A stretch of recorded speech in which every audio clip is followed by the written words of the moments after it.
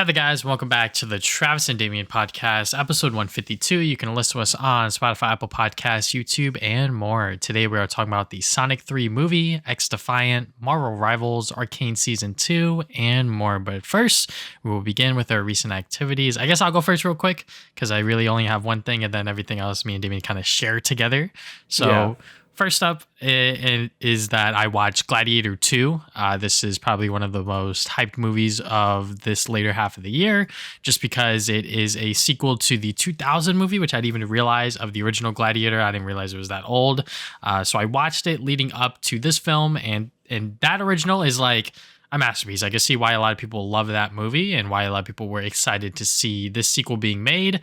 Prior to this, I didn't really know much about it. All I knew was that the cast was pretty stacked. I mean, yeah, Pedro Pascal in there. So, like, that's all I really needed to know. Denzel Washington and Paul Mescal. Hopefully I said his last name right. Anyways, so how does this sequel hold up to the original? I would say there's definitely some things that I like. Obviously, like, the action is, like, really, really good and a lot of, entertaining moments in that.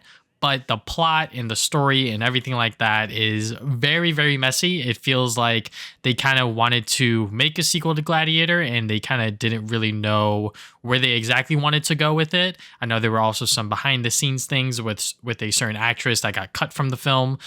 So that might have played a part into why the story feels messy and really not that cohesive. I feel like a lot of the characters don't really get enough time to shine. We're kind of just following them, seeing what they're doing, and they're doing things because they say that they're doing them. We don't really get like a good enough time with the characters to really feel what they're feeling. I feel like the first Gladiator movie, obviously we follow just one guy and he's kind of just going on this journey. It's very slow. I will say that that's like my only problem with the first Gladiator movie is that like it is very, very slow. But once you get up to like the big action sequences and sort of like the big moments, like, are you not entertained and all that other shit? Did they say that again?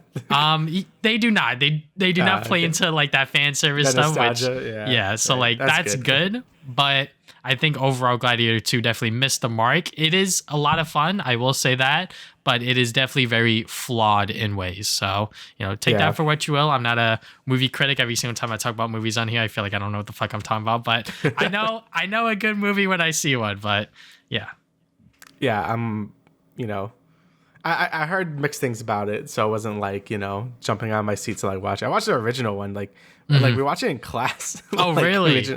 Yeah, it was like one of our sixth grade classes. We watched it. I don't know why, but I remember liking it, but whatever. All right, anyway, for what I've been doing, so I'm sure we're gonna talk about this more once we actually beat the game. I'm just gonna touch on some other stuff with Mario and Luigi. So right now, I think me and Travis are around the same spot. I've been doing everything, so I have like fucking 40 hours in the game. I think Travis has like 25. I saw his Switch thing. I was like 25-ish. I have like close to 30 now. Yeah, like close 28, 29. Okay. Yeah, because the Switch only updates every 5-hour intervals because it's dumb. But yeah, so I have 40 hours because I've been doing everything.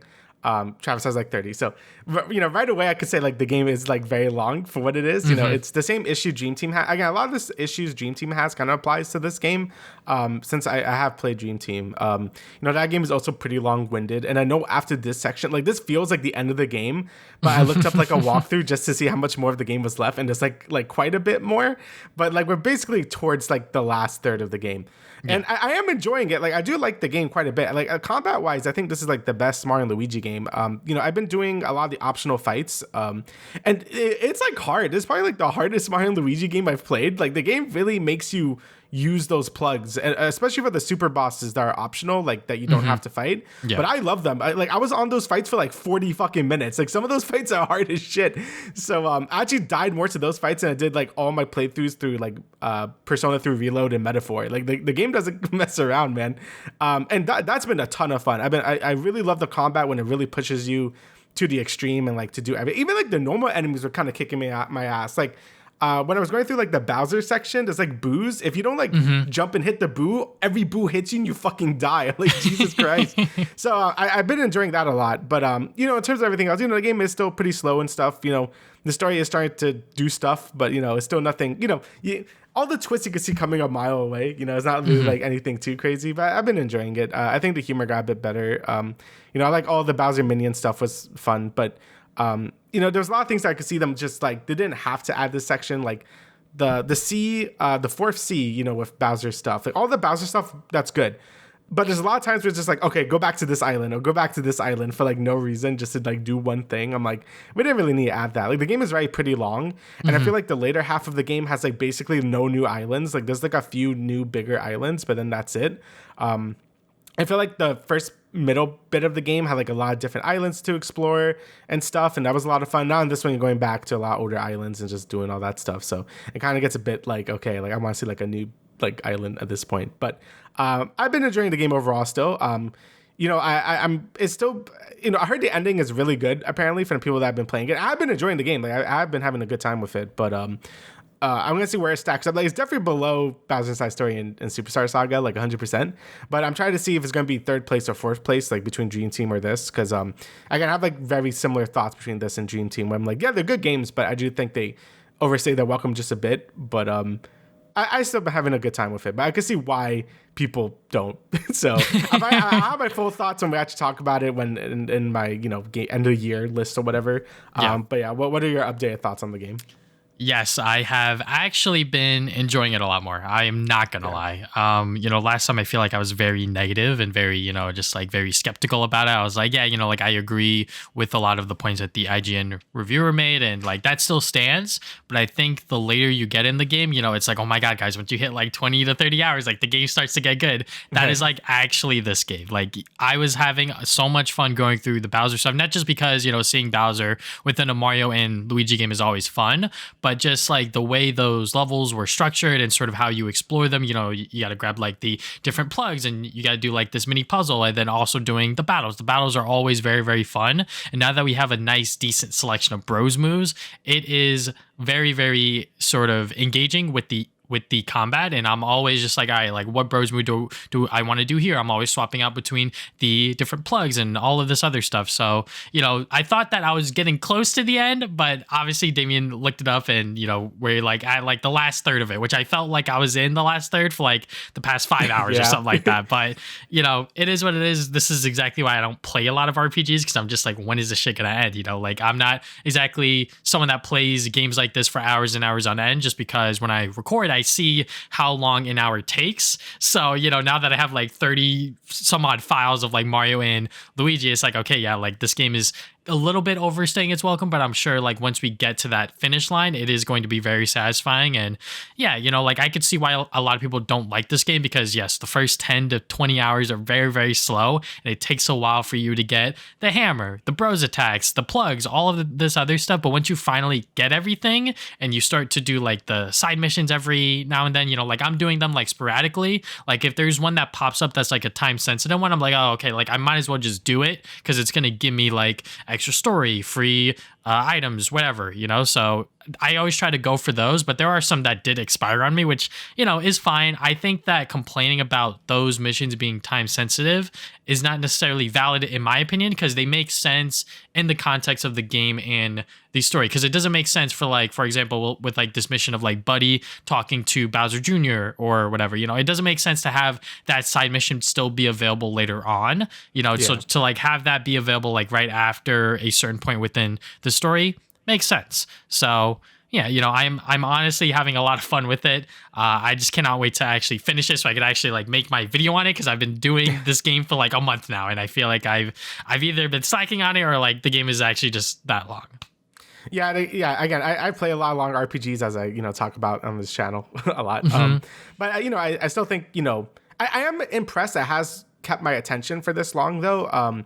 Just because I think the battle system is like a lot deeper than I would think it is, you know, from the gear pieces you could choose and what builds you could do and the plug system. Like it's actually like, you know, it's not overly complex where it's like, you know, because, you know, these games are meant to be more like onboarding for newer people to play RPGs and stuff. But I think there's enough depth in here to make it really engaging and stuff. And, you know, like I said, I think the boss battles in this game are some of the best in the series. They're very fun. I love using Luigi logic to like, you know, get the boss down and shit. It's very like There's a lot of cool camera angles and shit. Like it's great. Like I think the boss battles and shit has been very engaging in this game, and the dungeons as well have been a lot of fun as well. So yeah, overall I have been liking the game quite a bit, and by the time I finish it, I'm gonna see exactly where it's gonna be placed in my Mario and Luigi rankings. I'm guessing it's gonna be third because there is like some pretty big issues with the game, but overall I am enjoying the game quite a bit, and I'm happy there's a new Mario and Luigi game at all. So I'm just thankful for that. Yeah. All right. So next for the next few games I've been playing. I've been playing a lot of like Binding of Isaac. So they did like a new update, Repentance Plus. So this adds multiplayer, which I barely played of it. I heard it's good. Like, it's like true online co-op now. So, you could play with a bunch of randoms. You could play with friends. The only downside is like every player would need to buy every expansion for Isaac, which isn't that cheap, to be honest. So that kind of sucks, but it's cool that there's true online co-op now. People have been asking that forever for now. So it's cool that that's actually in the game now. And the main reason I want to come back to it was because they did a lot of quality of life changes. They rebalanced a lot of items. A lot of shitty items are like a bit better now. One update I really like was to get to one of the secret bosses, you had to, it's basically like RNGs. So there was like 2 ways to get to this boss. One, that boss fight sucks too, and I hate fighting him, but I needed to fight him for a bunch of like completion stuff. So you can either fight another really hard boss and then fight him, but you have to like speed run through the game. And when you do that, you don't get as many good items, and it's kind of harder to like win a run in general.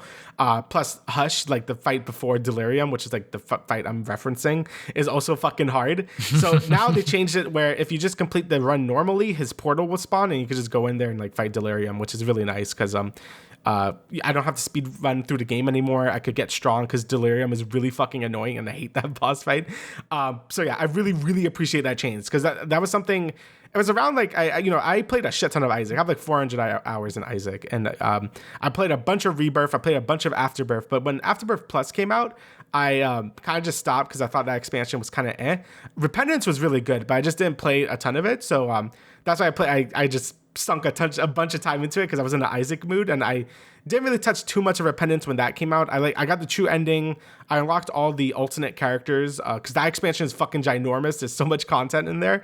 So I was just going in, playing all the newer characters and just having a good time, playing with some of the new rebalance items. Every time I play Isaac, especially when Repentance came out, I'm like, yeah, this is the GOAT roguelite. Like this style of like isometric, dungeon crawly, bullet helly type roguelike, Isaac is always gonna be the king of that. Like there was times where I thought Gungeon was a bit better, there was times where I thought Hades was a bit better, but nah, man, like Isaac is the GOAT. Isaac is very good. So I had a good time playing Isaac. I got really addicted for like the past week. I played like 30 hours of it, so I'm gonna slow down on that so I can actually beat Mario and Luigi and shit. So but yeah, having a great time with Isaac. If you guys want to play online co-op now, it's a thing. Just be aware that you actually have to buy a shit ton of DLC to play it, which is kind of dumb.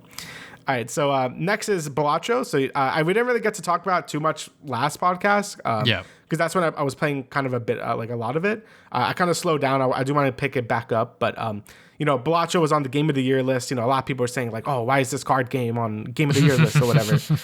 And, I've heard nothing but good things about this game. I love deck builders. I love roguelites. So, it's, I've always been meant to play it. I just never had the time to because it kind of released when a bunch of other games were coming out.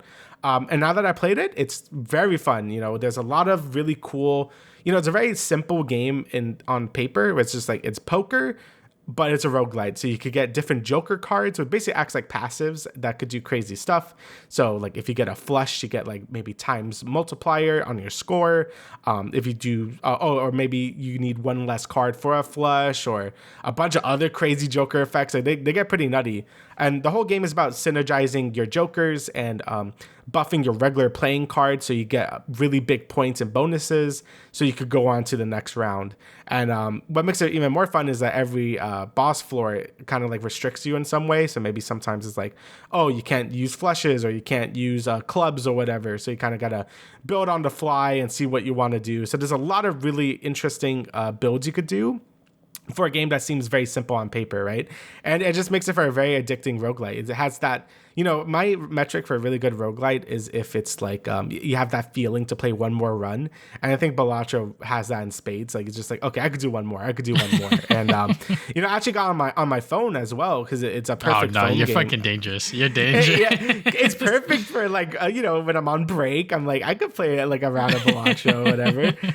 It's perfect. But I don't really like mobile games too much just because like they always want to sell you shit. But this is perfect. Yeah. It's like $10 on the App Store. You buy it, and now you just have a fantastic game on your phone. It doesn't even take that much memory. So the game is just really well designed, really fun. I know Travis has been playing it a bit too. So if you want to talk about it as well. I am not a big roguelike guy as Damian is, but I cannot stop singing the praises of Balatro. Like it is just so freaking good. As someone who doesn't play roguelites, who doesn't even know much about poker, this game is so accessible to really anyone. Like during Thanksgiving dinner, my cousin Peter, shout out to him.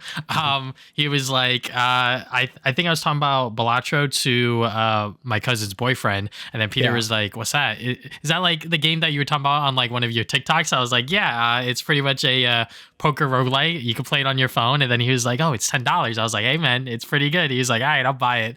I leave early, and then he sends me a screenshot that he beat the game. And at that point, I haven't beaten it. I was like, "Holy shit, this guy's fucking cracked." So obviously, I did beat it on my Switch, even though I bought the PS5 version first. Just playing it on the Switch when I have it hooked up because I'm playing Mario and Luigi. It's like, oh, okay, so did that. But yeah, Balatro is just so much fun. I cannot stop playing it. I was literally playing it before we started the show, and I actually had to pause myself because I'm like, I have to set my camera, the mic, like I have to set everything up. I cannot keep playing. But yeah, and also just like watching other streamers and other people play. Like for example, Ludwig, he's on like his whole League of Legends craze. But when he has like downtime, I guess when he's like, Q dodging too much, he plays Balatro. And I watch those VODs just to see like what kind of builds he has. Because obviously he's a lot further in the game than I am. So I want to see like what kind of things that he can do with his deck, making everything like hearts or spades or diamonds or whatever. So like I'm learning more about the game that way, and also like discarding cards, like getting rid of cards in your deck to go and make your deck better for what you're trying to play towards. I'm like, oh, okay, like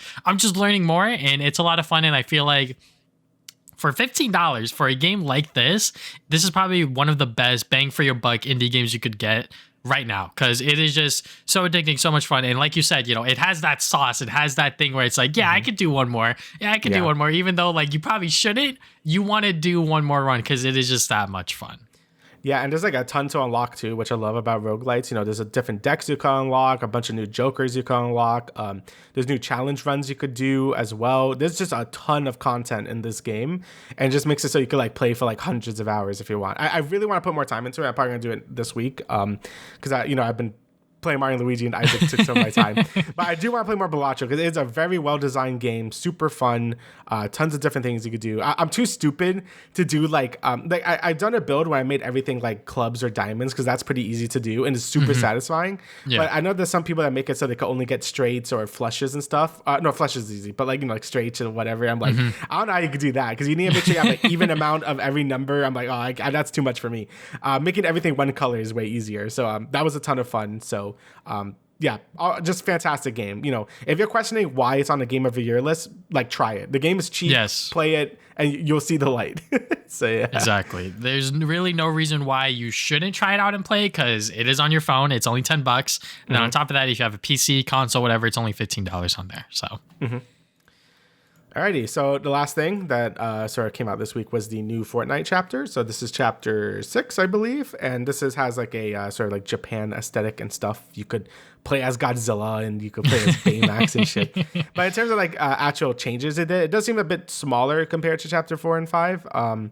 Like I think there's more movement options now, which is pretty neat. You could like wall jump and you could break your fall now and stuff. And I think you could wall climb a bit longer as well. Yeah. So the game feels very fluid to control. Like it feels really nice. I think the map in this chapter looks beautiful. I think the complaint about the last chapter was like maybe the map felt a little too dingy and stuff. Like maybe it was a bit too, it didn't have like that Fortnite sort of flavor to it, I guess. This one, the map is way more colorful. Obviously, it's like Japan themed, so it's a lot of like Japanese like architecture and stuff, like cherry blossoms and shit. So it's just very aesthetically pleasing. So I really like the map. The new weapons are some fun. You got like the ball sack shotgun, like everyone keeps making fun of. That one's fun. I really like the new sword. So I think the kinetic sword's supposed to come back. Like that was the one from like chapter 4 or whatever. But this new sword, I forget what it's called. It basically is so you can like sprint. And once you're sprinting, you can actually do your movement options. So you could do like another bigger jump and like a dash. I think the melee hits for that one feel really good. Like it feels like a nice solid combo. So it's a fun movement option. You also have like the 2 like Oni masks. So you have like the void mask. So you could like, you know, in Minecraft when you throw the ender pearl and then you could teleport to it. It's basically that. Mm-hmm. Yeah, so it's basically that. The fire mask, you just shoot fireballs. You know, that's some fun. I think they also have like these little guys you could collect. The sprites. Yes, my girlfriend is obsessed with them. Anytime we see them, like we're driving around, she's like, "Wait, we gotta get the little guy." And there's 2 of them. One of them gives you health and shield, and then the other one is like a little, pretty much. You get sent up in the air, pretty much. So, you know, those are always fun. And you can also bring those to like shrines and they give you like little perks. And I think a upgrade to one of the guns you have in your inventory. Yeah. So pretty neat. I'm still sad they never brought back augments. Like they keep bringing it back in weird ways, but they never want to bring it back fully. Yeah. I really like that system in chapter 4 and it's kind of sad it never came back. So, whatever. But yeah, right now the season's been pretty fun. I know my main complaint right now is kind of like XP gains. Like they really like nerf XP gains. That is a big controversy. Do you know what the controversy is about and everything? Yeah, so they basically made it so with the crew pass, which I have, everything got rolled into one. So if you are subscribed to the crew pass, you get every other battle pass in the game, which is great. And it's still like $11 a month or whatever. So that's pretty good. The downside is now all XP is universal, which does sound good in theory, but Epic decided so it used to be like you had like separate dailies for each mode. So you were able to rack up a bunch of XP. Now there's only one daily tab. So you can only get like a limited amount of XP. They also made it so daily caps are like the XP caps are not daily anymore. They're weekly. So instead of getting like more XP every day, you kind of have to wait every week to get more XP. So they're kind of just lengthening the amount of time people take to complete a battle pass. And that's probably because they want more people to subscribe to the crew. Because once you're unsubscribed from the crew, you can't unlock more rewards. So what people used to do was subscribe to the subscription service, get the battle pass, and just unsubscribe, right? And just complete the battle pass like as fast as they could. Now they made it so Epic made it so you can't do that as easily anymore. Also, just the XP rates in general are just like pretty bad. Even in Battle Royale, like there's no milestone quests anymore. So all those quests were great because you just passively got a bunch of XP by just doing stuff. That doesn't exist anymore. You have like gun expertise quests now, which is like, oh, kill people with certain guns, but it takes a lot longer to get the XP from it. Like the daily quests don't give you as much XP, I think. Or I think they fixed that now. I know accolades is just buff, so you get more XP if you survive storm circles and shit. So they've been trying to fix it, but it's very obvious they're doing it. So it's like, you know, people forgot that they wanted you to stay subscribed to the crew. So yeah, it's been a whole thing. Like I'm only level like 10 and usually I'm like way higher at this point.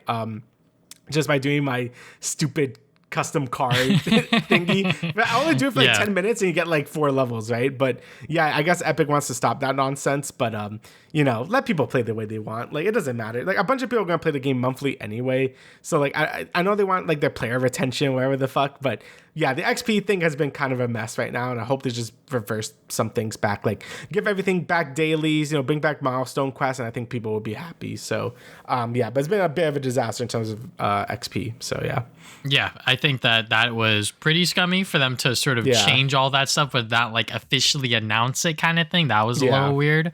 But just the season overall, I think, it's more Fortnite. I really don't have any major complaints about it. I'm still having a lot of fun with the new guns, obviously the goddamn sprites, walking around with those little guys on your back, making all these stupid ass noises.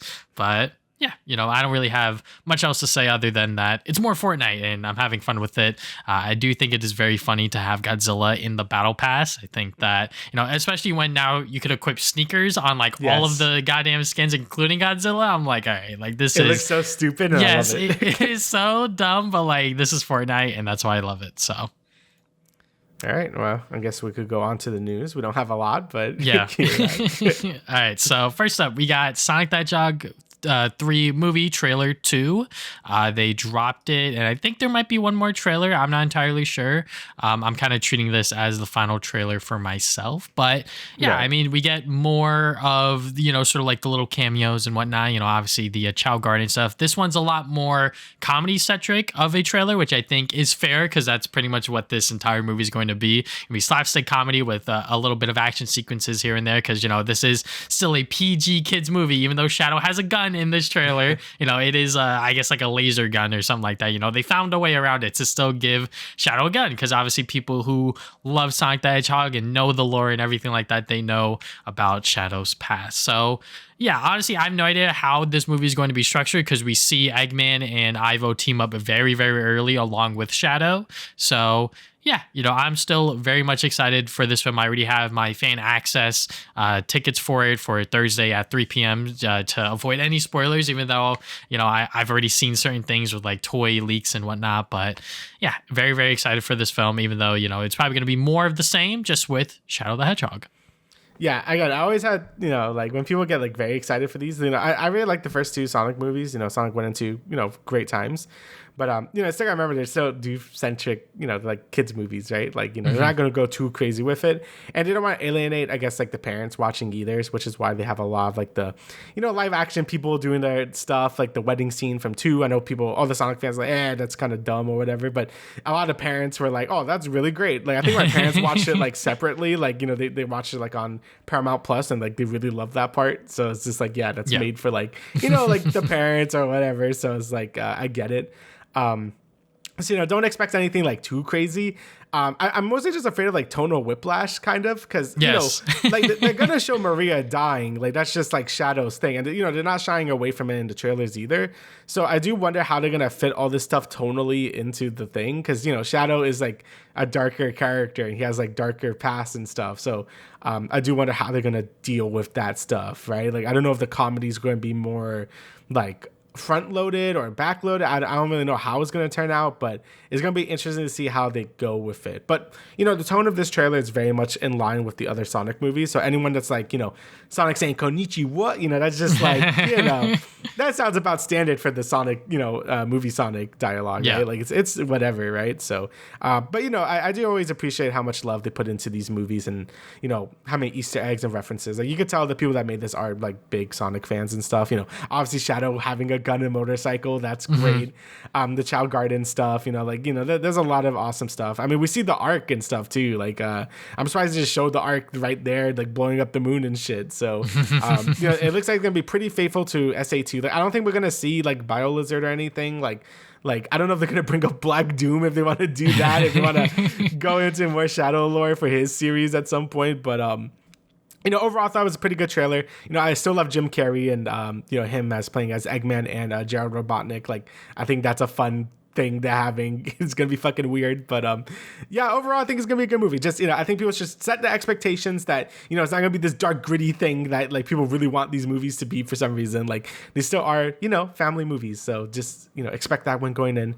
I'm going to be seeing it on Monday because, my brother wants to watch it too. And that's the day he was free. So I'm like, okay. Yeah. So, also, the theaters were filling up pretty fast actually with this, so people do want to see this movie, like, so I am excited that it's going to make a lot of money apparently, so but yeah, looks good. I'm very excited for it. I'm just happy to give Shadow a gun. I know it's not a real gun, it's like a taser gun, but it's the thought that counts, so yeah. And please do not cheer when Maria dies. Let that scene sink in. Obviously, like, we all want to see that.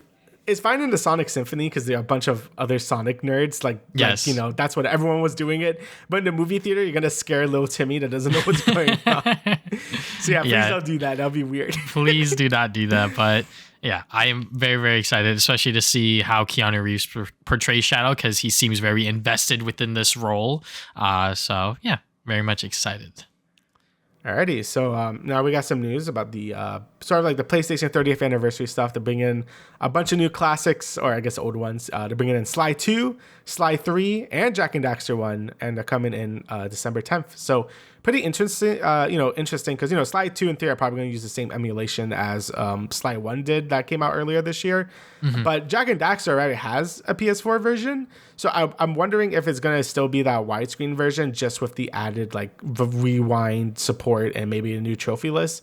So I'm pretty interested to see how they do Jak and Daxter. Because, dude, if it's rewinding for Jak 2, holy fuck, that game would be playable.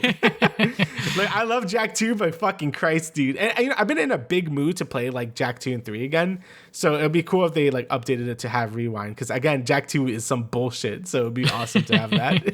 Yeah, obviously I'm a big Sly Cooper guy. So to finally see the other two games from the Sucker Punch Productions produced games to get Sly 2 and 3 on the Classics library is great. Because now people who have a PS4 and PS5 can now play those very accessibly, because that Sly collection on the PS3 still going up in price, and obviously the PS2, it's old ancient hardware that some people may find too cumbersome to really get into. So to just have it $15 a piece on the PlayStation Store, that's great, especially for Sly 3 for me personally, because I recently replayed Sly 2 for the 20th anniversary or something like that. So, I believe the 20th anniversary of Sly 3 is coming up next year. So I definitely want to do something for that. But that probably will happen with this PlayStation's Classics title now, with rewinding and everything like that. It has been a very, very long time since I've actually played Sly 3, just because I feel like that game I played a lot when I was a kid, and whenever I go back to Sly Cooper, it's usually Sly 2 or even Sly 4. And obviously Jak and Daxter, a classic PlayStation title that people love across the board. And I hope that this does pave the way for the other Jak and Daxter games, because I've yet to play and finish Jak 2 fully. So I definitely want to do that, but I think I thought I gave you my memory card back then. Yes, right, you did give me boss. Yeah, the memory card so I could actually get through the final boss and everything like that. But it was fair because you gave me the memory card for Shadow the Hedgehog and for Sonic Heroes, because that was some bullshit too. So I was gonna do that. Yes, but yeah, really cool stuff. Hopefully Ratchet gets his, get the native port. That would be very nice. I know, I'm not gonna say shit because Ratchet has a new game and these two series are fucking dead. I'm not gonna be too much of a spoiled brat about Ratchet not getting anything. But it would be nice to have those games be just buyable and playable on native hardware. And if they have a new trophy list, my plat count is going to inflate, because I'm just going to play the fuck out of Ratchet in the game. Because you could do PS4, PS5 versions too, so I'm going to do that shit, because I fucking love Ratchet and Clank. But still excited to play sorry, I meant Sly 2 and 3 and Jak and Daxter. Even though I played Jak and Daxter 1 really recently, I think I played like a year ago. I did like a replay of that game. But, I love Jak 1, so I'll probably do it again. And Sly 2 is amazing. Sly 3 I like a lot too. The pirate level goes on way too long, but still like a ton of fun. So yeah, I'm very excited for that.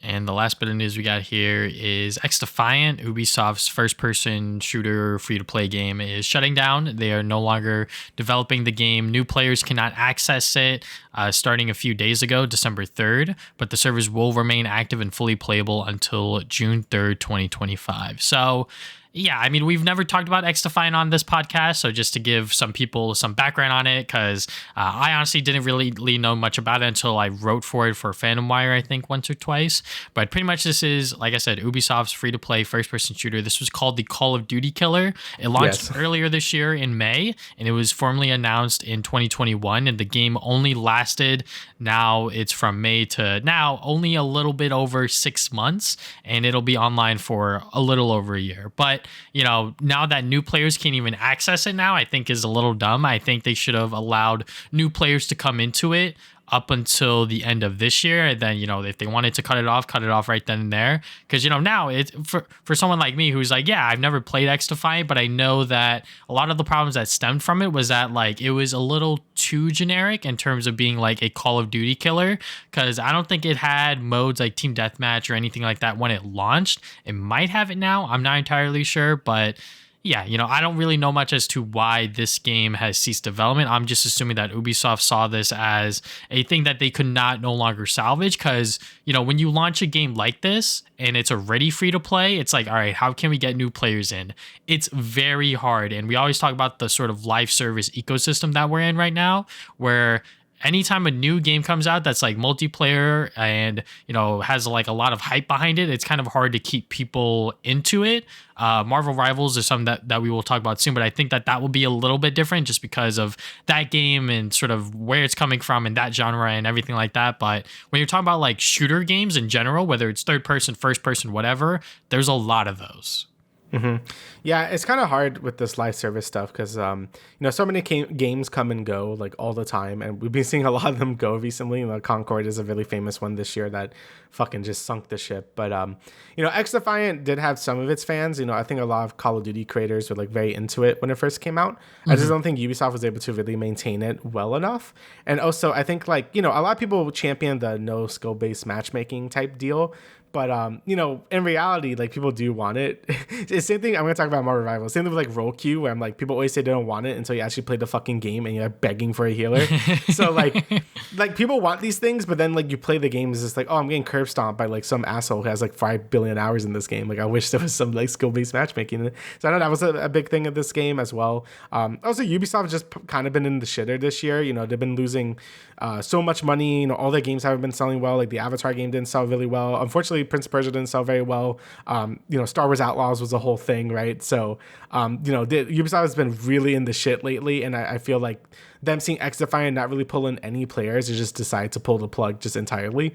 And it sucks because, I saw on Twitter, just like a lot of devs get let go, a lot of devs were, dreaming to work at Ubisoft or just dreaming to just be a game developer, and they got the job on XDefiant or this branch of Ubisoft, and now I think half of them are leaving or some shit. It's like a large amount of people are leaving because I think a whole branch of Ubisoft is closing down or something. So yeah. It's been bad. It's been bad for this, and I'm just hoping the only good thing that could happen with this is maybe companies start easing on the live service push. Like it's kind of like in the early 2000s when everyone wanted to be a WoW killer. So everyone was making all these MMOs and sunking a ton of money into them, and none of them were able to compete with WoW, and they just kind of stopped.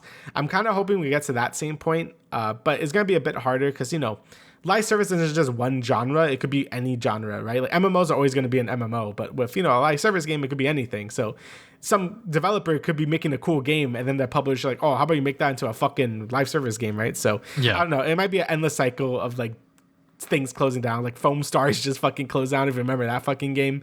Yeah.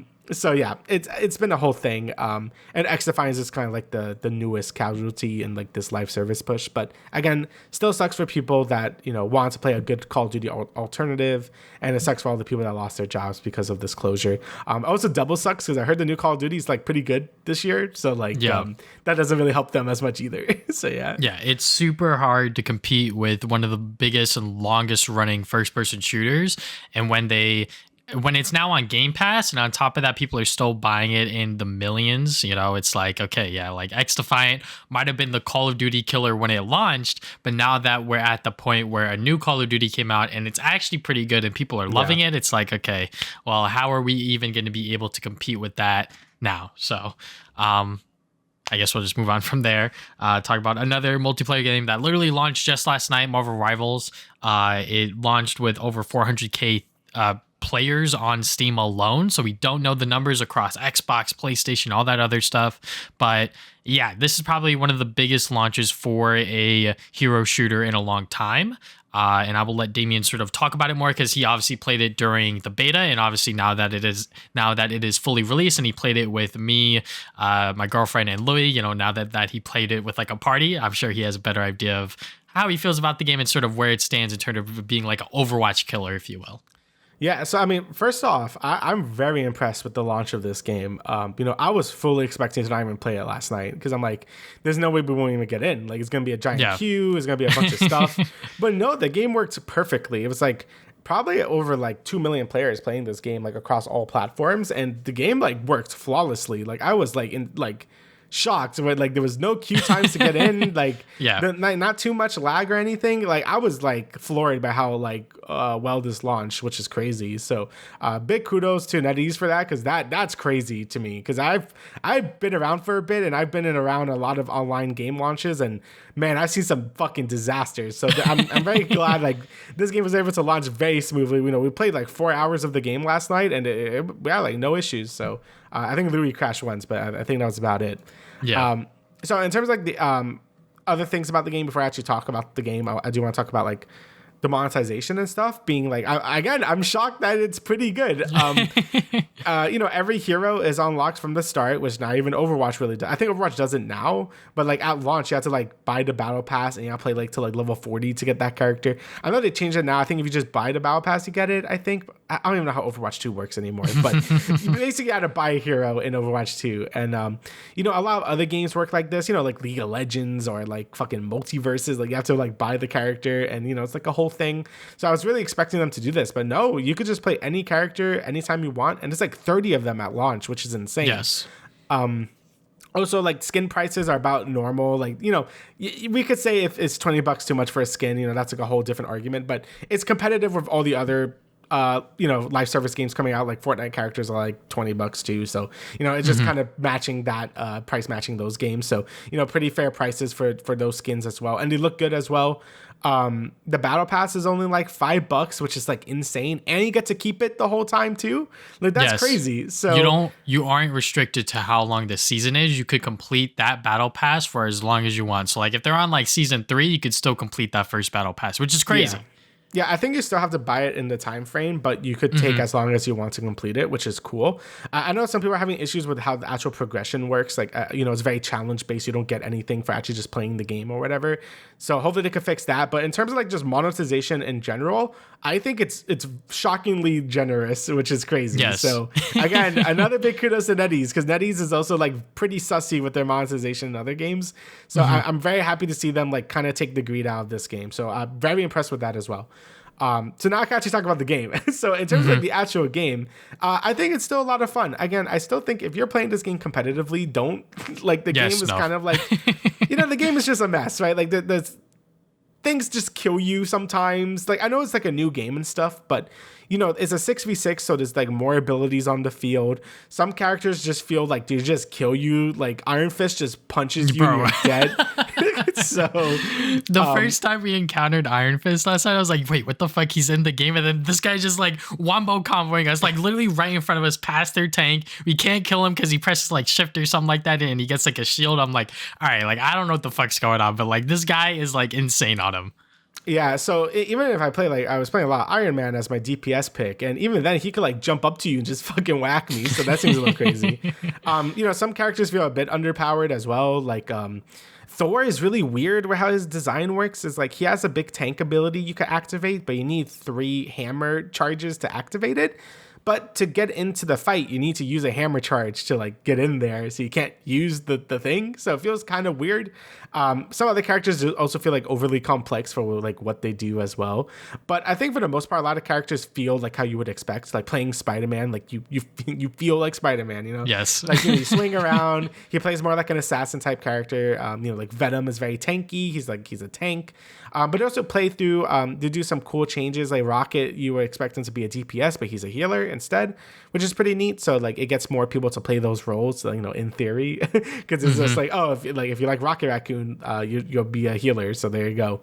Or if you like Loki, he's a healer as well. So like you that player would be a healer. So that's pretty smart design there.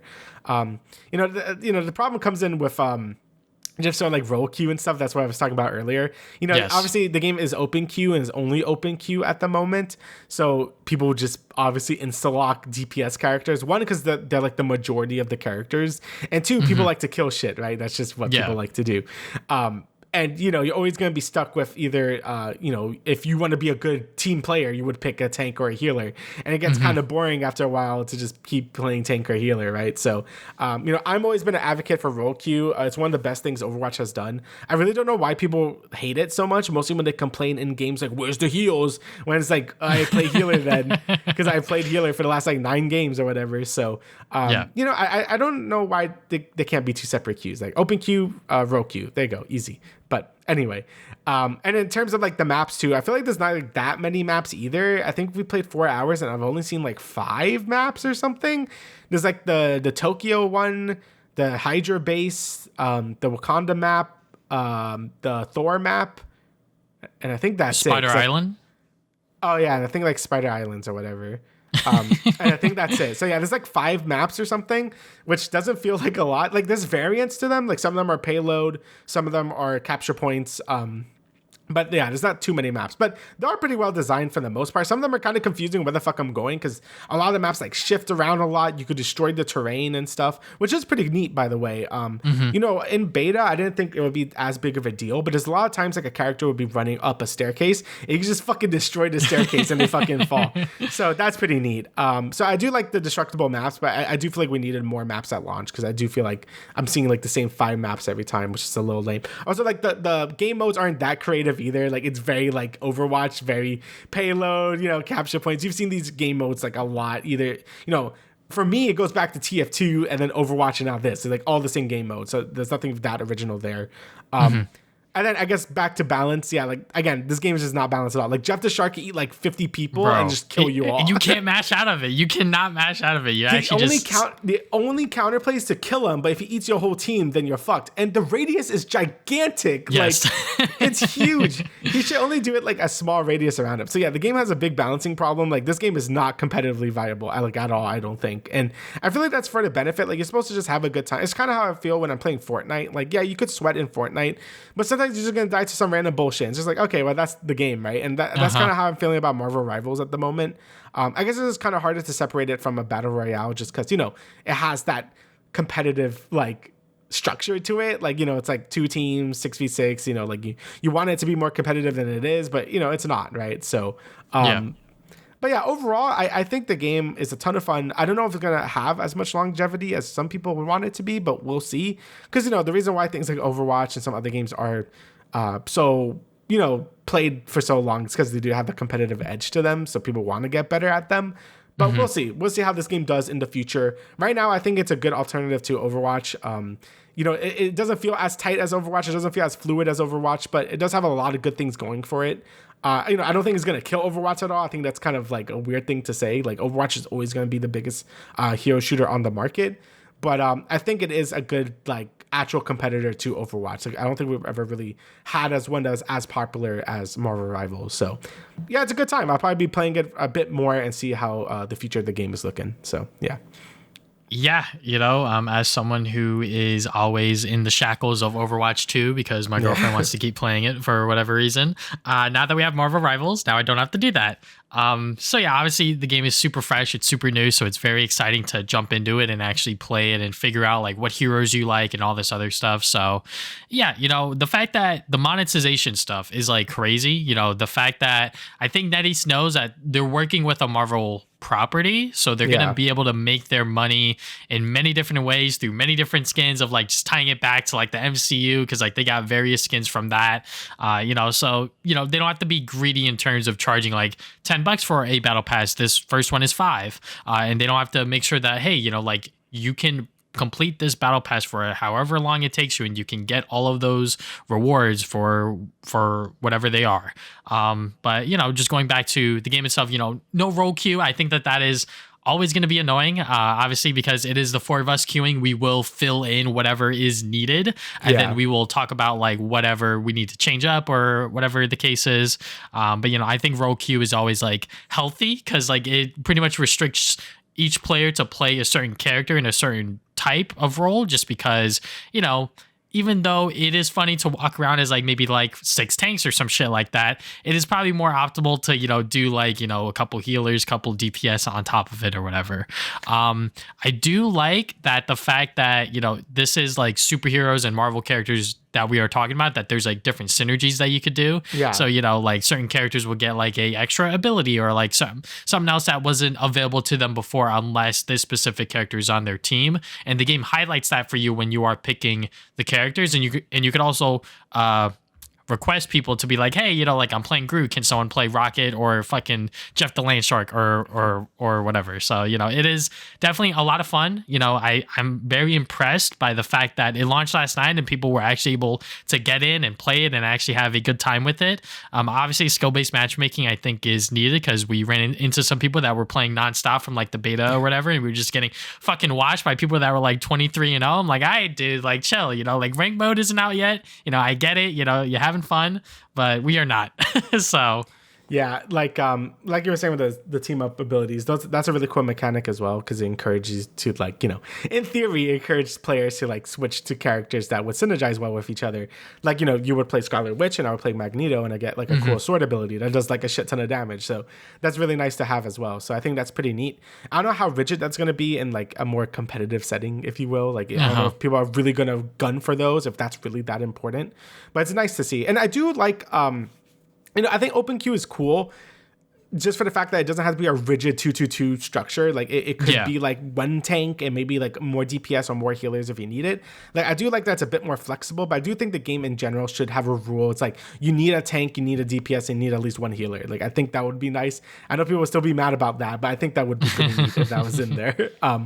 But yeah, overall, also, I didn't even mention the art style. The art style is fucking amazing. I mentioned it in the beta, but like the game is just, it looks fucking great. Like in terms of graphics and like just the art style, really, really cool character designs for all the heroes. Like they all look really good. Like I'm in love with like basically every like design in this game. So, absolutely love it. The skins are gonna go crazy. I mean, the game is in third person, so I'm more willing to spend money on like third person games because I could see my skin than Overwatch where I see my hands. Like what the fuck?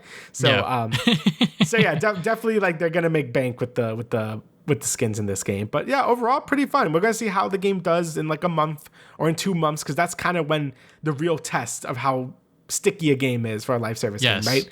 So we'll see once the initial hype wears off and how we're standing on the game. Like if we like do we want to play a game a month from now or 2 months from now? If we say yes, then it probably did its job well. So, but I guess we'll see. Yeah, that's definitely going to be the main test, the test of time, if you will, when it comes to a brand new multiplayer game like this to come out, especially one that people are championing as the Overwatch killer. Do I think it will kill Overwatch? I hope it does, because honestly, I fucking hate Overwatch 2 because of everything that happened behind the scenes, and also just like the game itself. The game itself is just not fun to play for me personally, especially because we don't have Overwatch League anymore. So what's the point of people trying to get better and trying to play ranked and all of this other stuff? Right, so, once Marvel Rivals gets like a ranked mode, a role queue mode, all of this other stuff, I think that's when people are going to keep playing it and actually try to get better at the game. Because obviously right now people are just running around doing whatever. There's definitely not as many insta-lock Spider-Mans because I think people are intimidated by the 5-star ranking. They're like, holy shit, I'm not going to play that, which he is kind of hard to play because he is kind of like the Genji-like character. Yeah, he's an assassin, yeah. Pretty much every single character from what I've seen, they all have a mix of not just like Overwatch abilities, but some like Valorant abilities as well. Like Iron Man's ult is pretty much Raise Rocket. I'm like, oh, okay, he just fucking shoots a thing and then whoever's in that area just instantly dies. So yeah, a lot of it is pretty shameless. Like there's a lot of copy and paste Overwatch abilities, like an amalgamation of them. Like Scarlet Witch's left click is just Moira's left click or right click, I guess. A Star-Lord has what's his fucking name? Reaper's Reaper. Ult as an ability, and he has Soldier 76's ult, and he could fly. So a lot of them are just kind of ripped from various other hero shooters to put into this game. But it's whatever at this point. So yeah, hey, look, it has the Marvel skin on it, so that will definitely help us sell it. It's free to play. It has a lot of stuff at launch. Everyone's going to be playing it. But like we said, it's only going to be a matter of time for us to see how long and how frequently NetEase games will continue to update it, add new characters, because I know Mr. Fantastic is on the docket. I think we do need more tank characters, because I think that's definitely lacking, because obviously we have a lot of, DPS characters, healers, all of that other stuff, but more tanks, because I think the selection of tanks we have right now are fine, but I think a couple more would definitely make this game feel very, very good to play. And, it's still a lot of fun, but like we said, only time will tell if this will actually stick around. Yep. All right, so getting into the last part of the show, we will talk about Arcane Season 2, finally. This thing has been taking over pretty much the League of Legends space. If you go on the League of Legends client, you will get spoiled by things related to Arcane, because literally the I think stuff, they updated stuff. The cinematic, when you are logging in, it shows scenes from the final episode. And I'm like, okay, fucked, so if you haven't watched Arcane yet, you probably have been spoiled. But if you haven't, we are going to be talking about spoilers and everything like that. But yeah, obviously as the League of Legends nut, and as someone who is dating someone who is obsessed with fucking Arcane, literally 3 a.m. here on the East Coast, she would watch it on Netflix, and then I would wake up to text about it, and I'm like, we gotta watch it when I get home, or whatever the case is. But yeah, Arcane Season 2, just really quick, I really loved it. I think that it is super duper hard to be on the same level as season 1, but they somehow did it. I don't think it's better than the first season, just because when you go into a show like that, you don't really have a lot of expectations. So now that there are expectations, you know, what they did, there's still a lot of beautiful moments within the show. Like, I was rewatching Act 1 and a little bit of Act 2. Just the scenes where they have music and like the animations, every single time it fucking hits. It is so crazy that they were able to find the right music choices for every single scene. And obviously people are talking about the Echo and Powder scene from like that alternate timeline. Yeah. That was fucking beautiful. That shit still like pulls at my heartstrings every single time my girlfriend shows me like a TikTok about it or whatever. I'm like, God fucking damn it. You know, like Echo legit sacrificed everything that he had within that world to save the one that he's from. And I'm like, man, like, fuck. God damn it, the show's so good. And obviously they have more League of Legends shows in development on the other factions or whatever, but it won't be Arcane centric, if you will. Yeah. So yeah, I mean, I feel the same way. I thought the show was fucking great. I do think, like you said, it's really hard to top season 1. Like, I think season 1 is still better because it was very, very focused and like it know what it wants to be. Like, its act structure worked very well for that season. And I think season 2 aims for a lot higher and does a lot of grandiose things, but kind of loses itself a bit with its like, because I think what Arcane does really well is those character centric moments. Like, you know, the story is about these certain characters, and I feel like season 2, especially towards the end, gets fucking crazy. So it's still awesome. Like, and I still loved it a lot. But I think season 1 was still just a bit better, just in my eyes. It's still like, again, season 2 is still fantastic. Loved it a lot, but I think season 1 had a lot of those character moments that people really wanted, like from that show to this one. So, because the end of season 2 gets fucking insane. So yeah. You know, obviously people are talking about, you know, Caitlyn and Vi. That was obviously like a big thing going into this season. And, you know, people were wondering like, why is Vi a fucking cop in like the trailers or whatever? And I'm like, that's not going to be easy. And I'm glad within the first episode, she's like, I'm not putting that fucking badge on. And then obviously certain things happen that lead her to putting the badge on to capture Jinx and sort of put an end to all of this and whatnot. And I like that between every single act, because, you know, each act is 3 episodes and they dropped it between week to week, that there was a time jump between every single act. Because you know, we're trying to get to those, you know, like big grandiose moments, those big character moments, and you know, they don't want to waste that time between every single episode where it's like, you know, years pass and then now we get to this where like Caitlyn's with fucking Maddie or whatever, and it's like, what the hell's going on here? Then, you know, another time jump to go and bring us back into what Jay's Heimerdinger and Echo were doing, because obviously they were absent for like all of Act 2 and people were like, where the fuck are they? So, you know, and I really love that, you know, with every single show that drops on streaming, we're getting back to like the week to week sort of like discussion, because like between every single act, people were making memes and sort of having that, you know, discussion about like what's going on within the show. And it's always fun, obviously, because fucking League of Legends players are nothing but, you know, funny, if you will. You know, they are very, very funny people when they, you know, sort of have the right memes in mind and whatnot. So yeah, it's just funny seeing the Maddie discourse, because it's just like when she first showed up in Act 1, she was always like, she's kind of cute, I like her, and then like Act 2 happens, like fuck her, and then Act 3 happens, like, oh, actually, like, go away. So very funny with that. I do think I think the biggest issue with this season was just kind of like the pacing was like, it's very fast, like they're doing a lot. Like they just have a lot of storylines, and I thought season 1 already had like a lot. Like, you had obviously like the main heart of the show is Jinx and Vi. Like, that will always be the main heart of the show. Like, that's Arcane for me, is Jinx and Vi, right? I love everything. I like Piltover and Dazan stuff. Obviously, you need that. Hex Tech, that's a big thing too.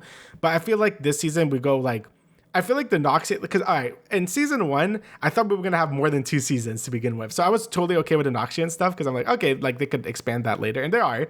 But I feel like in this season, a lot of it, like, it just felt like there was a lot of shit that they had to fit in. Like, I felt like Mel probably deserved her own thing instead of being kind of lumped in here, because she's a good character too, but I feel like we were mixing in so much stuff. We got that Black Rose stuff, like LeBlanc or some shit. I don't know, just chains and shit. So I think it's LeBlanc. I don't know. Yes, Black Rose. Yep. Yeah. So like they're trying to fit in a lot of stuff, and I'm like, I think it was just like too much by like the end. I'm like, okay, there's like a lot of shit happening, and they keep teasing more stuff. Like, you see like fucking Oriana and Swain and shit. I'm just like, okay, we gotta calm down a little bit. So, but overall, I still think it was really good, and you know, like you said, like those moments with like, you know, like the Echo and Powder scene in the alternate dimension. I love that episode, by the way. Like I do think that was like I know I saw some people don't like it because they felt like it was too detracting of the story. Like it's like, okay, like could we get a move on? But I don't know. I feel like that's when Arcane, again, like I said, is at its best when it's like really focusing on these characters. And plus Echo's just a great character in general. Also Jinx too, or Powder.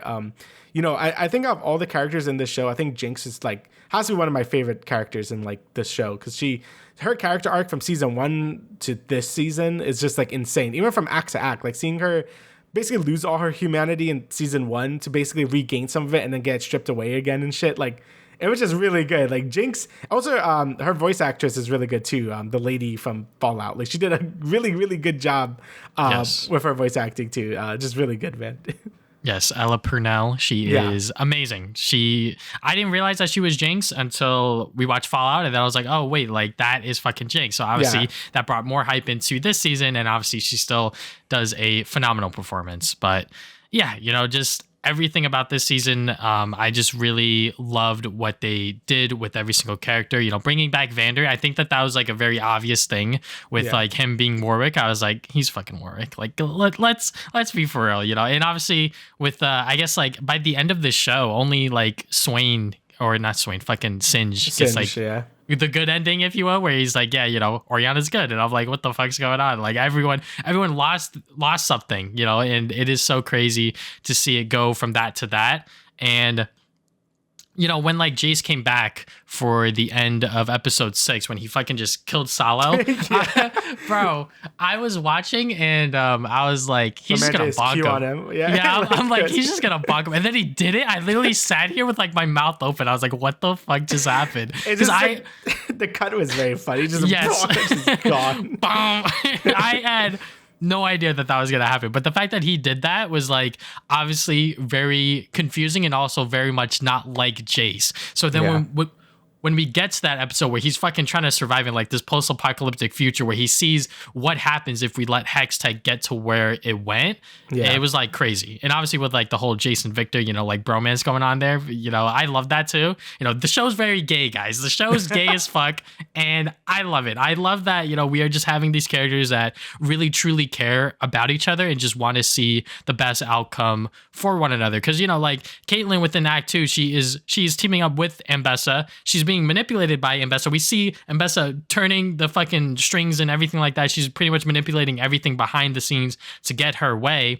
And then the moment Vi shows up, Caitlyn's like, what do you need? And I'm like, oh shit. Like, okay, so we're just doing that. You know, like I love that. I just love that about these characters, that they just have so much love and so much infatuation with them. And obviously, you know, the fucking sex scene within the goddamn jail cell where legit Jinx was like fighting for her fucking life in there. That it's like, all right, well, let's go do this shit. But, you know, we got to give the fans what they want real quick. You know what I'm saying? I don't have no problem with the sex scene. I just have a problem like, yo, Jinx was like dying in there.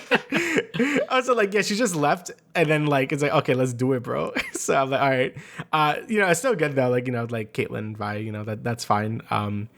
But I had a point and I'm forgetting. It was about Jason and Victor as well. Like, I think their relationship throughout the whole series was really good as well. Like, I think, you know, like Jace never really gave up on Victor either. Like, both of them never really gave up on each other. Just kind of like separated after the whole Hextech stuff happened.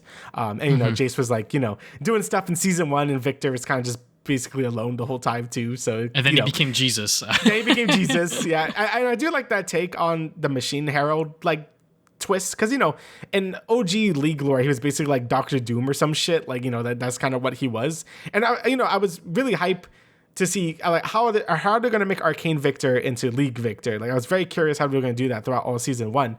And then season 2 happened. I'm like, well, that's not what I expected. And I actually do like his I guess his new League of Legends design. Like, I do like how he looks. He still's got the hand, and I saw the laser. I'm like, yeah, it's Victor, bro.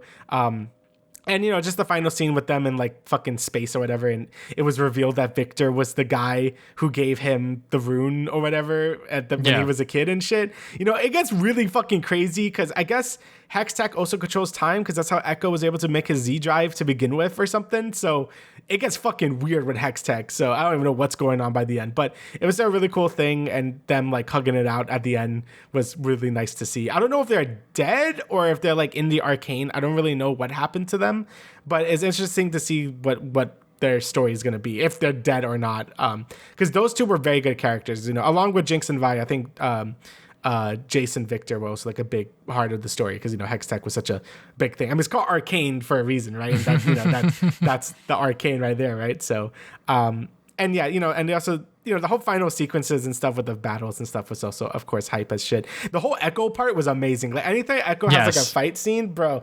The whole Z Drive stuff and like, it was fucking peak, bro. I'm like, hell yeah. Yes, he could only go back 4 seconds, but he had to go back more, so he fucking did it. He's like, fuck it, whatever. Yeah, Echo is such a great character, even though he really didn't get much to do within this first part of the season. That one episode at the start of Act 3 was like everything. I think that is a lot of people's favorite episodes. It's fucking my favorite episode just because, like you said, Damian, it is all about these characters, all about their relationships and sort of how they, interact with each other and everything like that. So whatever comes next. As a big League of Legends nut myself, I'm continuously playing the game, playing TFT because TFT is now all about Arcane. I am very much looking forward to whatever else fucking Riot Games is trying to feed me because now they got a Project K or whatever. It's like a trading card game and all this other shit. So they're clearly not done because even Caitlyn at the end was just like, the story isn't done yet or whatever. Like so, and obviously we saw Swain's Crow at the end looking at the Hextech rubble or whatever.